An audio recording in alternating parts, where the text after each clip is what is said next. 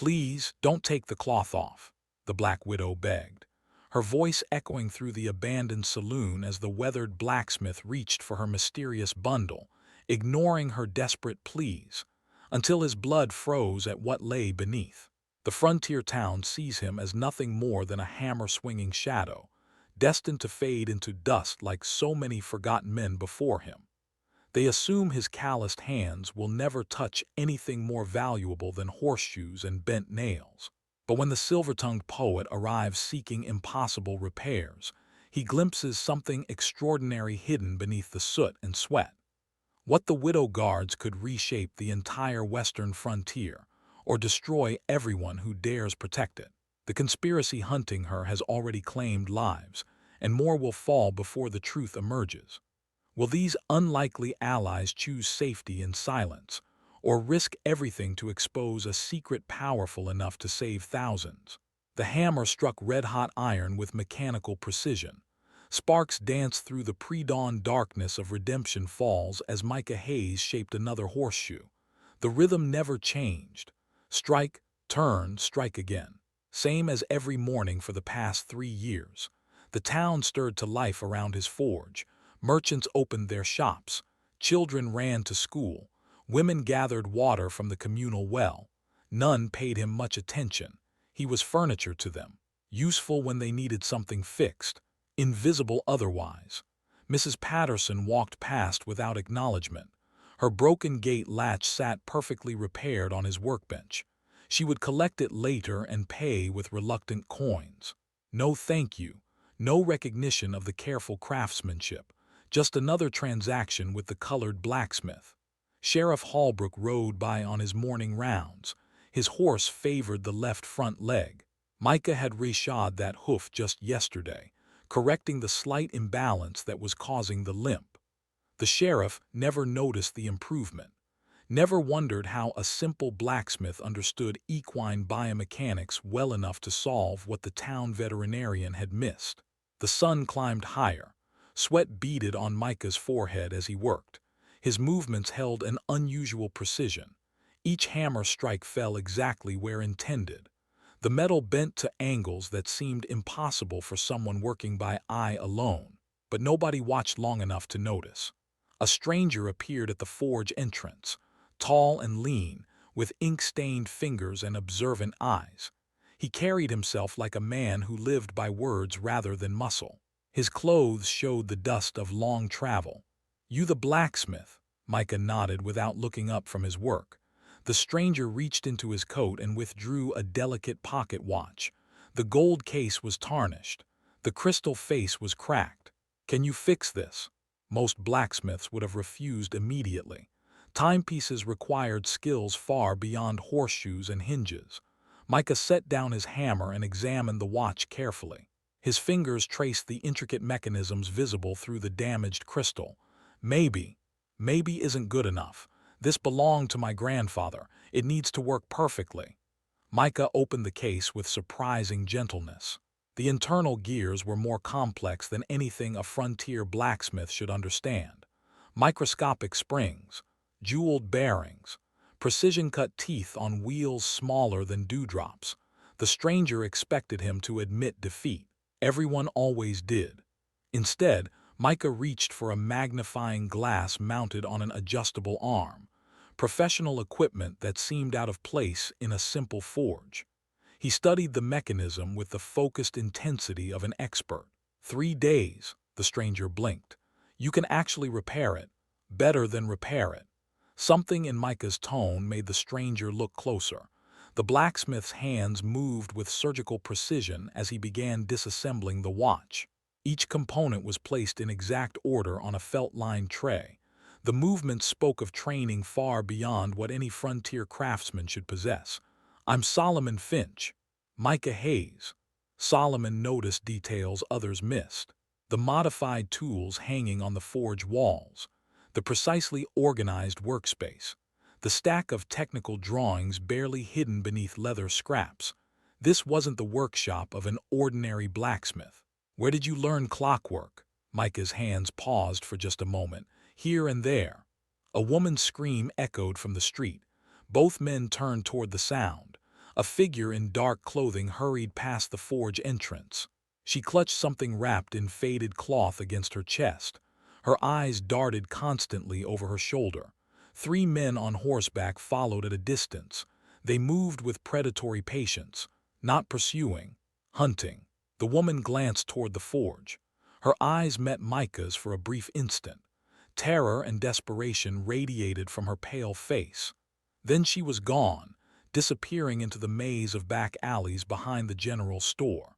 The riders continued past without stopping, but Solomon noticed how they studied every building, every face. They were searching for someone specific. Trouble follows that woman, Solomon observed. Micah returned to the watch mechanism. His hands remained steady, but tension had entered his shoulders. An hour passed. The woman reappeared, this time approaching the forge directly. She moved with the careful steps of someone expecting pursuit at any moment. "Please," she whispered, "I need help." Her voice carried the refined accent of education, but her clothes were travel-worn and dirty. The cloth bundle in her arms was wrapped with the desperate care of someone protecting their most precious possession. "What kind of help?" Micah asked without looking up. "Those men, they've been following me for weeks. They want what I'm carrying." Solomon stepped closer. "What are you carrying?" The woman's grip tightened on the bundle. "Something that could change everything. Something people have died for." The 3 riders appeared at the far end of the street. Even at that distance, their interest in the forge was obvious. "They're coming back," Solomon warned. The woman's breathing quickened. "If they find me here, you'll be in danger too." Micah finally looked up from the watch. His eyes held an intelligence that seemed to peer straight through to hidden truths. "Then maybe we should know what we're protecting."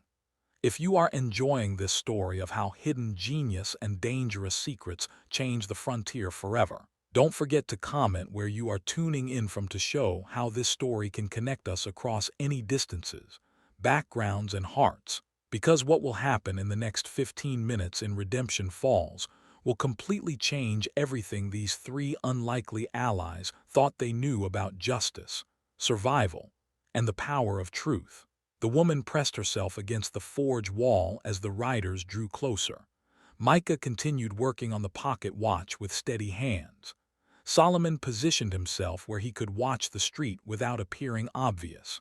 "Back room," Micah said quietly. They moved through a doorway hidden behind hanging leather aprons. The space beyond defied every assumption about frontier blacksmiths. Technical drawings covered the walls. Precision instruments lined wooden shelves. A drafting table held blueprints for mechanical devices far beyond simple horseshoes. Solomon's eyes widened. Letters lay scattered across a desk. University letterheads. Mathematical formulas. Correspondence that spoke of advanced engineering concepts. "Harvard School of Engineering," Solomon read aloud. "Massachusetts Institute of Technology." He picked up another letter. "Yale University Department of Applied Sciences." The woman stared in confusion. Micah's jaw tightened. "Dr. Micah Hayes," Solomon continued reading, "graduated summa cum laude, youngest recipient of the Whitman Prize for Mechanical Innovation." The carefully constructed facade crumbled. Micah set down his tools and faced them directly. 3 years ago, I was the lead engineer on the Central Pacific's eastern expansion. We were building through mountain territory. The surveys showed perfect conditions for laying track." Solomon sat down heavily. The woman clutched her bundle tighter. "But I found something the surveys missed.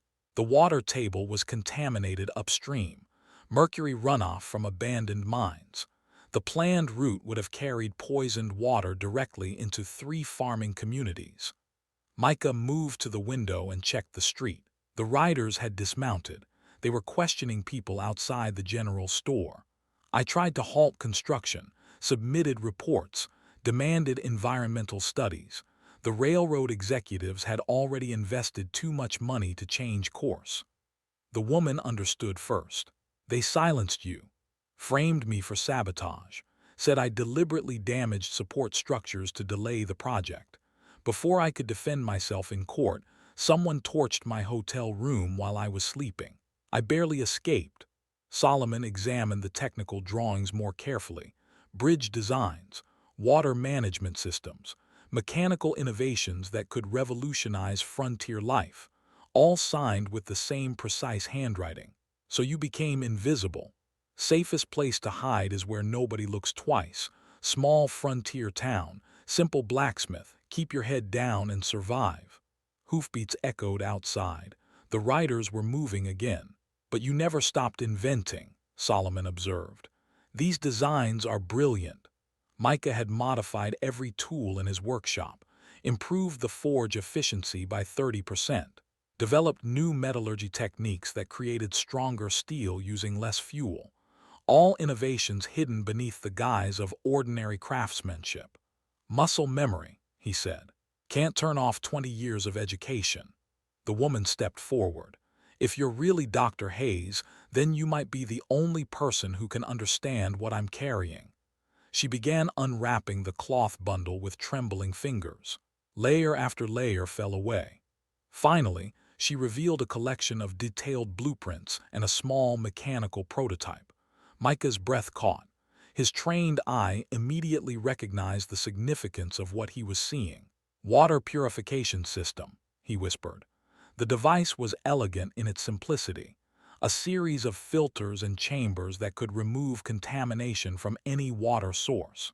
The blueprints showed how it could be scaled from single-family units to systems serving entire communities. My husband designed it, the woman said. Thomas Caldwell. He was a hydraulic engineer working for the Territorial Water Authority. Solomon studied the woman's face more carefully. Grief lived in her eyes alongside the fear. He discovered something during his surveys. The drought conditions across 3 territories weren't entirely natural. Certain powerful interests were deliberately restricting water access to control land prices. Micah examined the prototype with expert hands. The craftsmanship was exceptional. More importantly, the science was sound. This device could work exactly as designed. Thomas planned to release the purification system publicly. Free plans distributed through newspapers and territorial offices. Every family could build their own clean water source. Someone stopped him, Solomon concluded. Consortium of landowners and water rights speculators. They make fortunes selling access to clean water sources. If everyone could purify their own water, their entire business model would collapse. Micah found himself holding revolutionary technology. The prototype alone was worth more than most frontier towns. The knowledge behind it could transform thousands of lives. They killed him for this. Made it look like an accident, rockslide during a survey expedition. But Thomas had hidden the plans before his final trip. He suspected someone was watching him. The riders appeared in the street again. This time they approached the forge directly.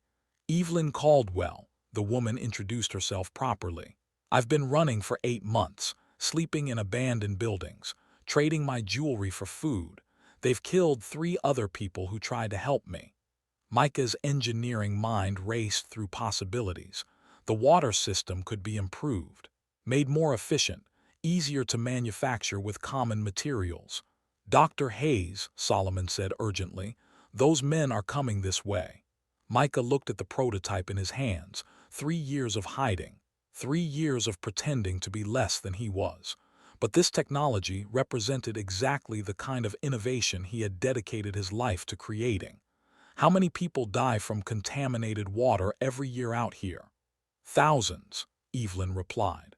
The riders dismounted outside the forge. Their boots echoed on the wooden walkway. Micah made his decision. Then we're not running anymore. Heavy boots approached the forge entrance. Micah quickly covered the water purification prototype with a leather apron. Evelyn pressed herself into the shadows behind the drafting table. Solomon positioned himself near the technical drawings, ready to shield them from view. Anyone here? A gruff voice called out. Micah emerged from the back room, wiping his hands on a rag. 3 men stood in his workshop. Their clothes were expensive but travel-worn. Their eyes moved with calculated precision, cataloging every detail. Help you, gentlemen. The leader was tall and lean with silver hair. His companions flanked him like trained wolves. All three carried themselves with the confidence of men accustomed to getting what they wanted. Looking for someone, woman traveling alone, dark hair, carries something wrapped in cloth. Micah shrugged. Lots of travelers pass through town. This one would be particular about keeping her bundle safe, nervous-like, jumpy. Haven't seen anyone matching that description. The leader stepped closer.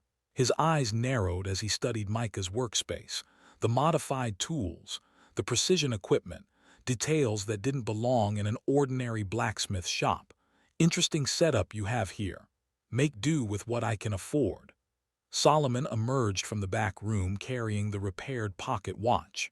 His timing appeared casual, but Micah recognized the strategic interruption. Finished sooner than expected, Solomon announced. He held up the timepiece so the men could see it. Beautiful work. The leader glanced at the watch, then back to Micah. You repair timepieces. When I can. That requires considerable skill. Micah sensed the probing nature of the questions. These men weren't just hunting Evelyn. They were evaluating everyone they encountered, looking for signs of hidden knowledge or capability. Learn what you need to survive out here. The second man moved toward the drafting table. Solomon smoothly intercepted him, engaging in conversation about the watch repair.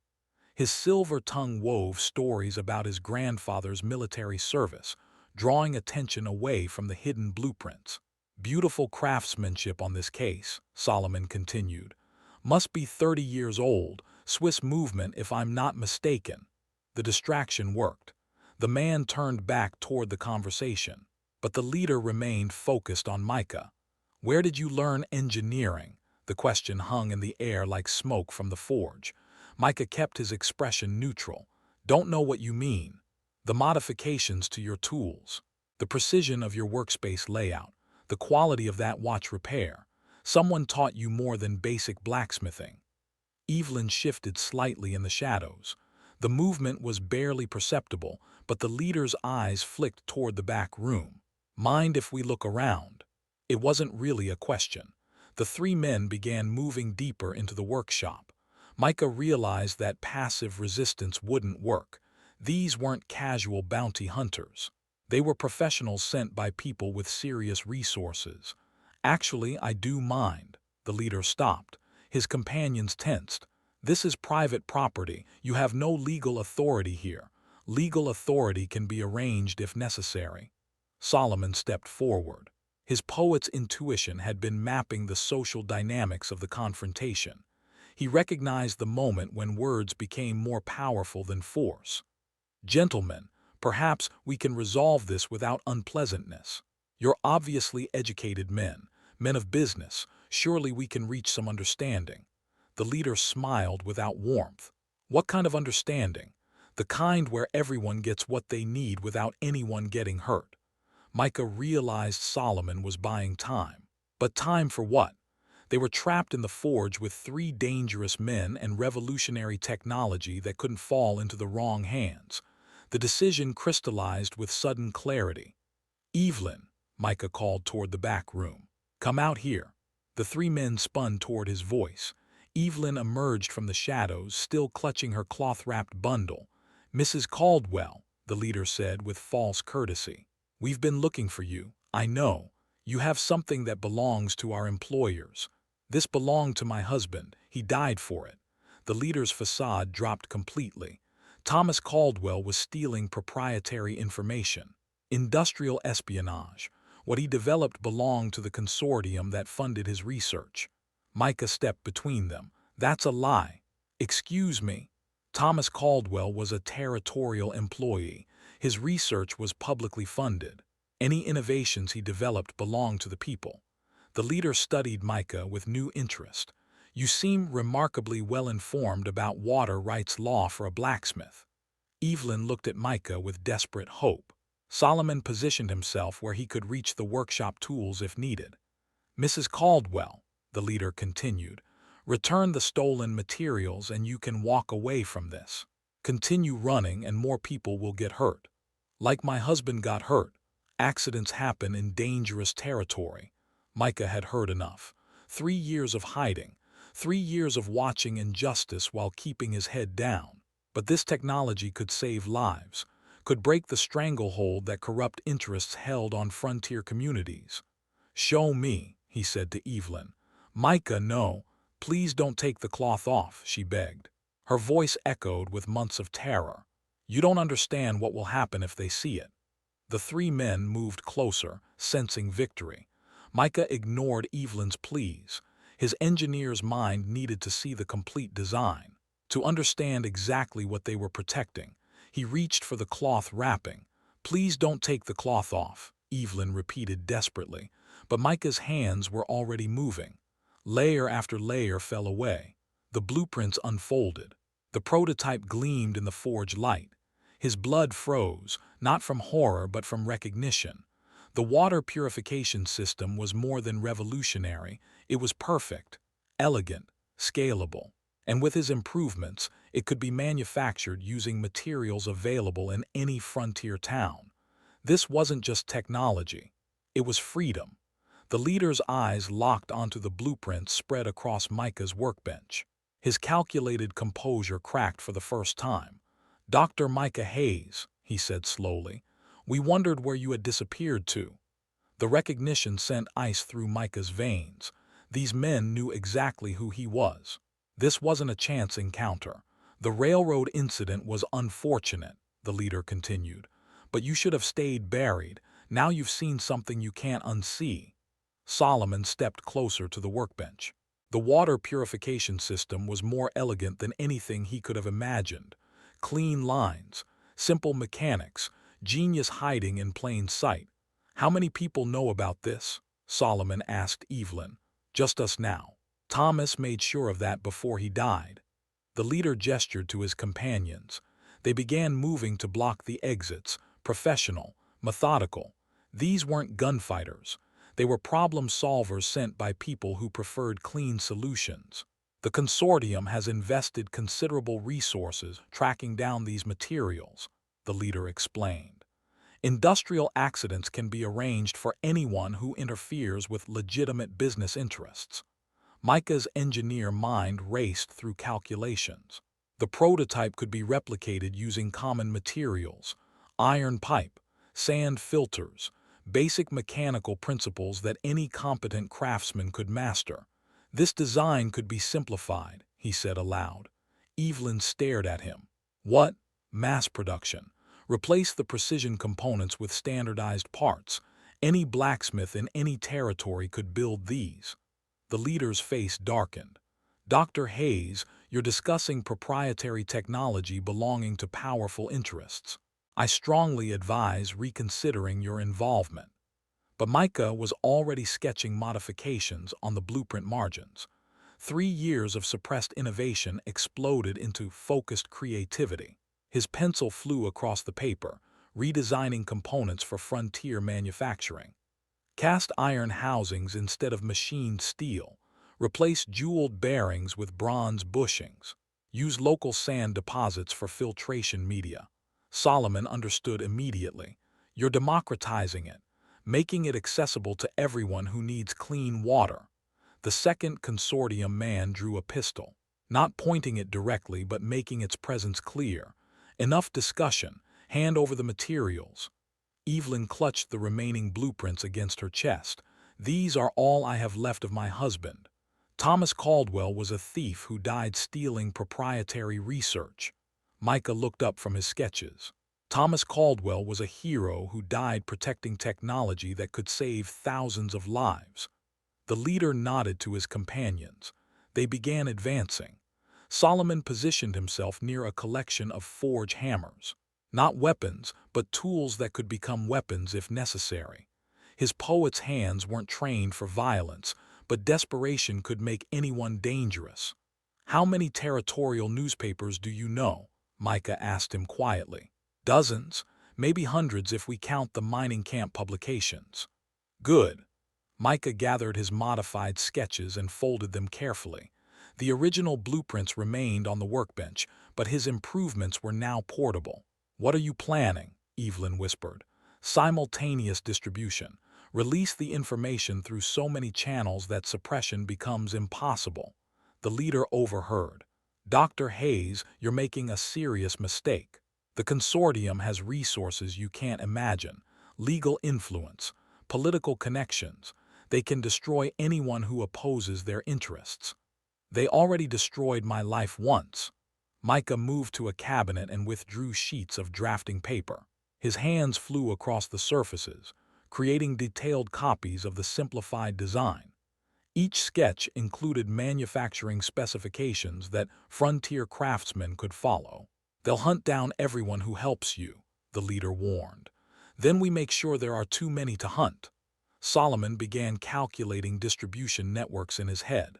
The poetry circuit had given him contacts throughout the frontier: newspaper editors, territorial officials, mining camp supervisors, people who understood the value of clean water. "I can reach 12 territories within 2 weeks. Make it 20. The consortium men exchanged glances. This was escalating beyond their original mission parameters. "Final warning," the leader announced. "Surrender the materials and everyone walks away alive." Evelyn stepped forward with surprising resolve. "My husband died believing this technology could change the frontier. I won't let his sacrifice become meaningless." She began tearing the original blueprints into sections, not destroying them but dividing them into smaller, more portable pieces. "Multiple copies," she explained, "distributed through different routes." Micah nodded approvingly. "Redundant distribution networks." The leader's patience finally snapped. "Kill them all, burn everything." But Solomon had been watching the street through the forge windows. "Company coming." Sheriff Hallbrook approached with 2 deputies. The commotion inside the forge had finally attracted official attention. The consortium men holstered their weapons quickly. They couldn't afford a public incident that would draw territorial investigation. "Gentlemen," the leader said with renewed false courtesy, "this concludes our business discussion." He gestured to his companions. They began moving toward the back exit. "This isn't over, Dr. Hayes. The consortium has a long memory and considerable patience." "So do I." The 3 men disappeared into the maze of back alleys. But their threat lingered in the forge like smoke. Sheriff Hallbrook entered moments later. "Everything all right here?" "Fine, Sheriff," Micah replied. "Just discussing some business arrangements." The lawman's eyes swept the workshop. He noticed the scattered papers and the tension in everyone's postures, but didn't press for details. After he left, the 3 allies looked at each other with grim determination. "They'll be back," Evelyn said. "Then we better move fast," Solomon replied. Micah gathered his completed sketches, 20 copies of the simplified water purification system, each one a potential revolution in the hands of the right craftsman. "How quickly can you travel?" "I can be in Denver within 3 days." "Good. Time to change the frontier." 2 weeks later, the consortium's worst fears materialized across 12 territories simultaneously. Solomon had exceeded even his own ambitious timeline. His network of contacts proved more extensive and loyal than anyone had imagined. The Denver Herald published detailed blueprints on their front page. The Santa Fe Tribune followed within hours. Mining camp newsletters from Colorado to California carried simplified instructions that any blacksmith could follow. Territorial officials received official packets containing complete manufacturing specifications. Micah had spent those 2 weeks in a creative frenzy. His forge became a prototype factory. He built 7 working water purification units, each one demonstrating different aspects of the revolutionary technology. Local families volunteered to test the systems with contaminated creek water. The results were undeniable: crystal clear drinking water from sources that had been unusable for years. Word spread through Redemption Falls like wildfire. The mysterious blacksmith who had fixed broken tools for 3 years was actually a brilliant engineer. His water purification systems could transform frontier life. Mrs. Patterson approached the forge with unprecedented respect. Her contaminated well had poisoned 2 of her children the previous summer. She wanted to be first in line for a purification unit. Sheriff Holbrook arrived with questions that had been building for weeks. The strange visitors, the sudden interest in Micah's capabilities, the rumors about revolutionary technology. "Doc Hayes," he said, using the title for the first time. "Here tell you got something that could help the whole territory." Micah demonstrated the prototype using water from the sheriff's own contaminated well. The transformation was immediate and dramatic. Brown, silty liquid entered the system. Pure, clean water emerged. "Sweet mother of pearl," Holbrook whispered. But success brought renewed danger. The consortium's response arrived with brutal swiftness. A telegram reached Sheriff Holbrook's office claiming that Micah Hayes was a federal fugitive wanted for railroad sabotage. Arrest warrants had been issued. Territorial marshals were en route. Evelyn read the official documents with growing dread. "They're using the legal system as a weapon." "Can't arrest all the newspaper editors who published the blueprints," Solomon observed. "No, but they can discredit the source. Portray Micah as a dangerous criminal whose technology can't be trusted." More troubling news arrived with each passing day.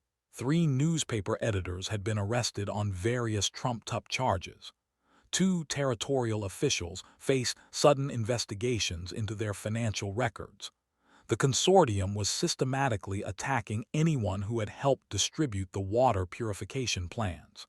Micah realized the magnitude of what they were facing. Not just wealthy landowners, but an organized network with influence throughout territorial government. "We need proof of the conspiracy," he told Solomon. "Evidence that shows the pattern of intimidation and murder." Solomon's investigation skills had sharpened during their weeks of preparation. His contacts included territorial clerks, newspaper archivists, and mining camp record keepers. People who noticed when official reports didn't match observable facts. The evidence was there, waiting to be assembled. Thomas Caldwell's death coincided suspiciously with his final water survey reports. 3 other engineers had died in accidents after discovering contamination patterns. Land purchases always followed shortly after water sources became unavailable. "They're not just controlling water," Solomon realized. "They're engineering drought conditions to manipulate property values." Evelyn provided the final piece of the puzzle. Her husband's personal correspondence, hidden for 8 months, contained names, dates, financial records showing payments to territorial officials. "Thomas documented everything," she explained. "He knew someone was going to try to silence him." The consortium leaders arrived in Redemption Falls with an impressive entourage. Territorial marshals, legal representatives, officials carrying arrest warrants and property seizure orders.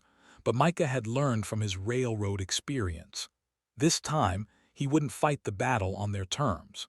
The entire town gathered in the main street. Word had spread that the famous Dr. Hayes would demonstrate his water purification technology publicly before his arrest. "Ladies and gentlemen," Micah announced, "you've all seen what this system can do. Clean water from contaminated sources. Technology that could save lives throughout the frontier." He gestured toward the consortium officials. "These men claim I'm a dangerous criminal, that my technology is stolen property belonging to their employers." Sheriff Holbrook stepped forward reluctantly. "Doc, I got to serve these warrants." "I understand, Sheriff. But first, let me tell you all a story about artificial drought and murdered engineers." Solomon took center stage. His poet's voice carried clearly across the gathering crowd. He began weaving together the evidence they had collected. Thomas Caldwell's death, the pattern of engineering accidents, the suspicious timing of land acquisitions. Thomas Caldwell discovered that 3 territories were experiencing artificially created water shortages, Solomon explained. Certain interests were restricting access to clean water sources, then buying up the affected land at reduced prices. The crowd murmured with growing anger. Everyone had suffered from the extended drought conditions. Evelyn presented her husband's correspondence. Names were read aloud, payments to officials, instructions to suppress water survey reports that showed abundant clean sources. "They killed my husband to protect their business model," she declared. The consortium leader tried to interrupt. "These are the desperate lies of criminals facing justice." But Micah had prepared for this moment. "Then explain this."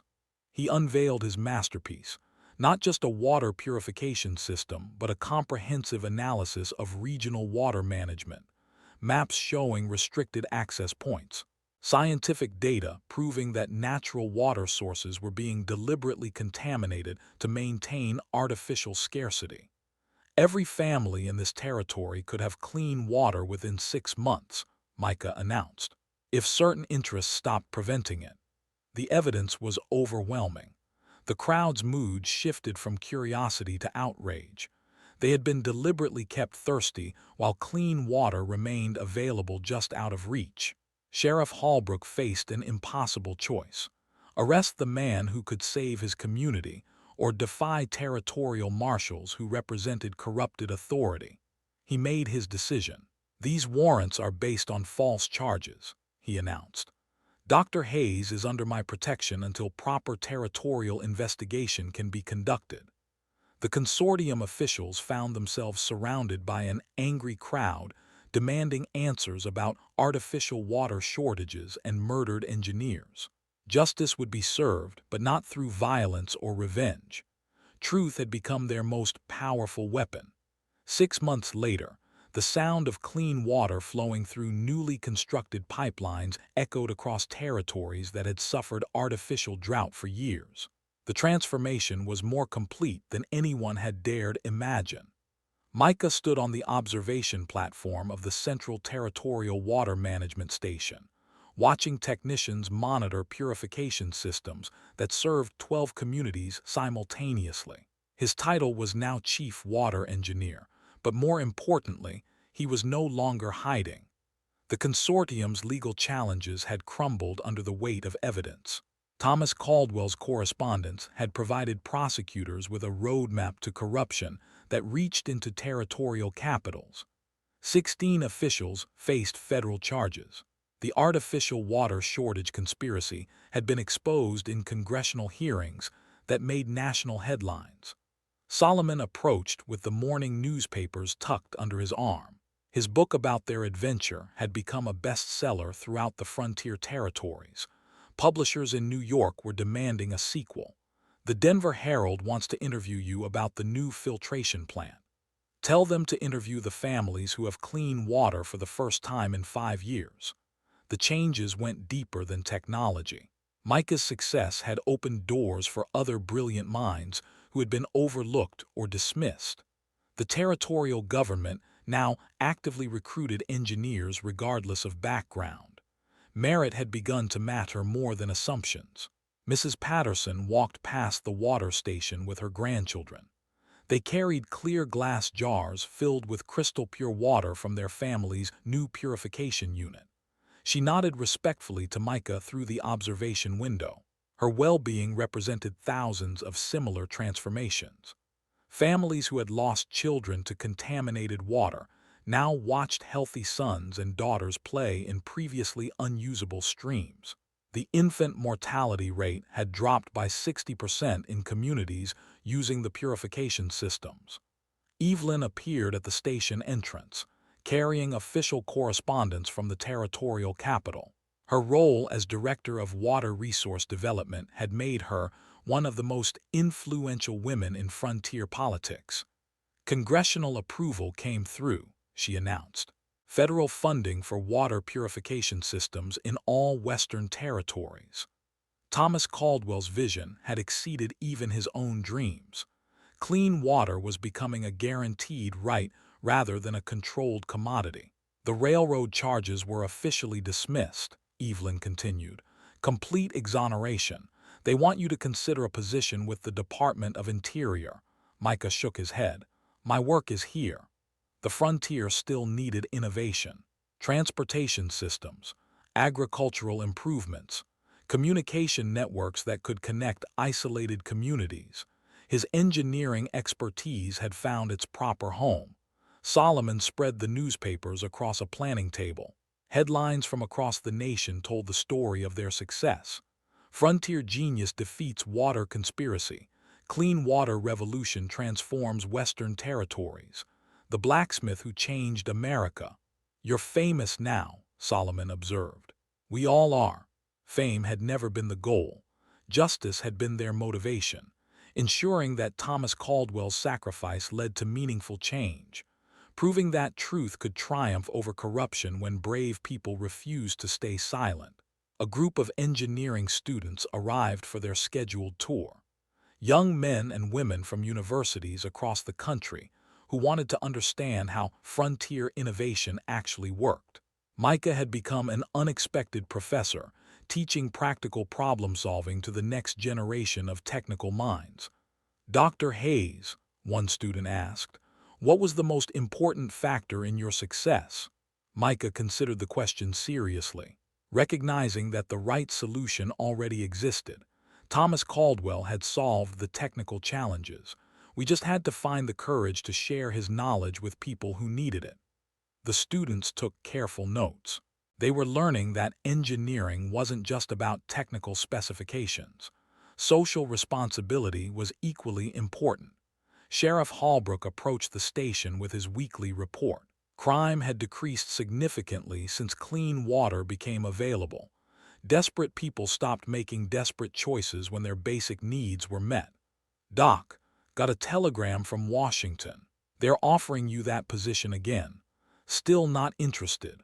Figured as much, but they're persistent. The federal government had recognized that Micah's approach to infrastructure development could be replicated nationwide. Rural communities everywhere faced challenges that required innovative engineering solutions. But leaving the frontier would mean abandoning unfinished work. 3 more territories needed comprehensive water systems. Mining operations required environmental cleanup that only his expertise could design properly. Evelyn joined their conversation. The consortium leaders received their sentences yesterday. Prison terms ranging from 10 to 20 years. Financial restitution to affected communities. The dismantling of corrupt networks that had controlled Western water resources for decades. Thomas would be proud, she added quietly. Justice had been served through legal channels rather than violence. The evidence they had gathered led to systematic reform instead of simple revenge. A telegraph operator arrived with another message from the territorial capital. More communities requesting water purification systems. More families hoping for clean drinking water. Micah looked across the territories he now served. Towns where children played safely near streams that had been poisoned for years. Farming communities where crops thrived with access to pure irrigation water. Mining camps where workers no longer feared contamination from industrial runoff. His forge still operated in Redemption Falls, but now it produced components for water systems rather than simple horseshoes. The rhythm remained the same, strike, turn, strike again, but the purpose had transformed completely. Solomon began gathering his newspapers, working on the next chapter tonight. What happens in the next chapter? 3 unlikely heroes discover that changing the world is just the beginning. The hard part is making sure those changes last. Micah nodded and returned to his engineering drawings. Clean water flowed through the territories, but maintaining that flow required constant vigilance. Innovation never ended. In the distance, families gathered around community wells that ran clear and pure. Children laughed as they splashed in streams that sparkled like crystal in the afternoon sun. The frontier had been transformed by the courage to reveal hidden truth and the determination to share life-saving knowledge with everyone who needed it.